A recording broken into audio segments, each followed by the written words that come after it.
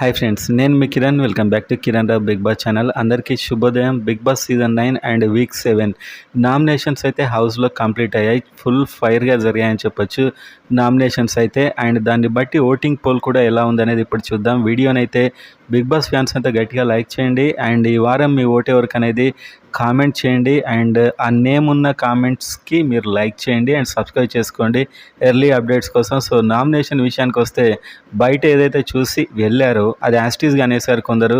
And అదేవిధంగా defence చేసుకున్నారు. So మొత్తం మీద అయితే నామినేషన్స్ బీభత్సంగా జరిగాయని చెప్పొచ్చు. సో రమ్య వర్సెస్ తనుజ, వీళ్ళిద్దరిట్లో ఎవరు కరెక్ట్ అని మీరు అనుకుంటున్నారో కూడా కామెంట్ చేయండి మీకు వీలైతే. అండ్ అదేవిధంగా ఇప్పుడు ఒక ఓటింగ్ పోల్ ఉంది, బిగ్గెస్ట్ ఓటింగ్ పోల్ ఇది ఫస్ట్ నుంచి.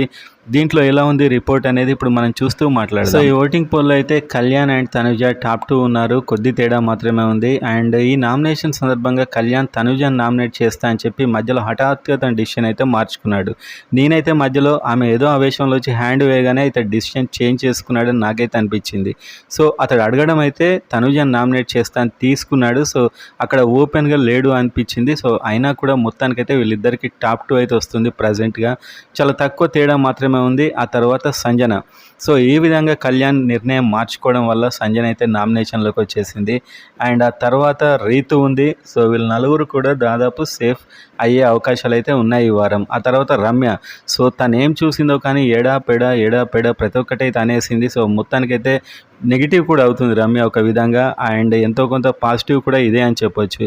సో ఫియర్లెస్గా అయితే నామినేషన్ చేసింది ఓవరాల్గా. తర్వాత దివ్య అండ్ ఆ తర్వాత రాము, ఆ తర్వాత సాయి శ్రీనివాస్, వీళ్ళైతే ఉన్నారు. దివ్య కూడా పర్లేదు, చాలా గట్టిగా ఆర్గ్యూ చేస్తుంది. సో ఈమె కొద్ది వారాలు ఉంటుంది అనిపిస్తుంది. సో రాము అయితే డెఫినెట్గా నామినేషన్లోకి వస్తే మేము సేఫ్ అని చెప్పి రీతు అయితే వేసింది ఇతన్ని. అంటే ఇప్పటికి కూడా కనిపించట్లేదని, ఇన్ని వారాలయ్యాక కనిపించకపోవడం ఏంటి సిల్లీగా. సో ఈ నామినేషన్ అయితే ఇతడు వస్తే ఓటింగ్ లేదు, ఒకవేళ నేను వస్తే సేఫ్ కావచ్చు అని చెప్పి ఇతనికైతే వేసింది. అండ్ సాయి శ్రీనివాస్ తన ఇమ్యూనిటీ వాడుకుంటే అయిపోయేది అనిపించింది. ఎందుకంటే ఈ వీక్ ఇతడు డేంజర్ జోన్లో ఉంటాడు. సో నామినేషన్ నుంచి బయటికి రావడానికే ఇమ్యూనిటీ, కానీ వచ్చేసాడు ఆల్రెడీ. సో ఎప్పుడైతే అది ఉపయోగపడదు. సో ఇట్స్ డేంజర్ జోన్లో సాయి ఉండే అవకాశాలు అయితే ఉన్నాయి.